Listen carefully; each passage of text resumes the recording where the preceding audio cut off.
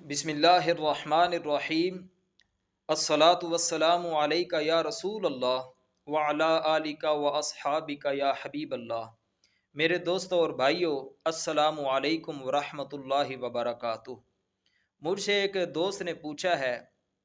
کہ کسی شخص کے والدین انتقال کر جائیں اور وہ دنیا میں والدین کو راضی نہ کر سکے، والدین کو ستاتا رہا، تکلیف دیتا رہا، والدین ناراض رہے اور اسی ناراضگی میں انتقال کر گئے۔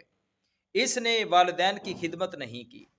بعد میں اس کو احساس ہوا کہ والدین ناراض ہوں تو رب ناراض ہو جاتا ہے، بندے کی کوئی عبادت قبول نہیں ہوتی، دعا قبول نہیں ہوتی، یہاں تک کہ بندہ جنت میں نہیں جا سکتا۔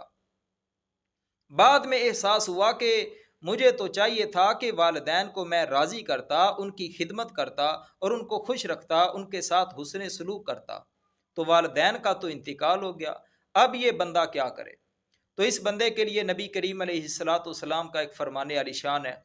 حضرت انس رضی اللہ تعالی عنہ سے روایت ہے مشکات المصابیح میں،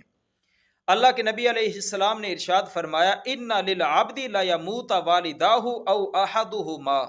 وَإِنَّهُ لَهُمَا لَعَاقٌ فَلَا يَزَالُ يَدْعُ لَهُمَا وَيَسْتَغْفِرُ لَهُمَا حَتَّى يَكْتُبَهُ اللَّهُ بَارًّا۔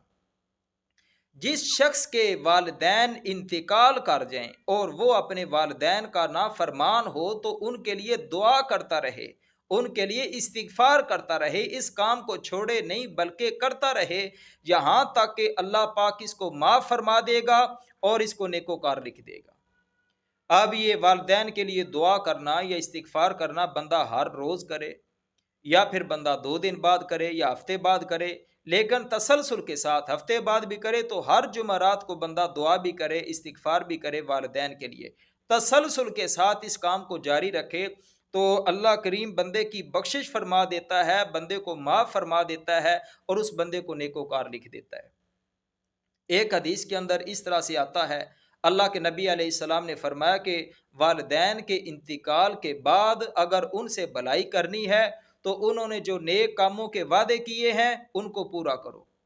والدین کو جو رشتہ دار ہیں ان کے ساتھ حسن سلوک کرو، ان کے کام آؤ،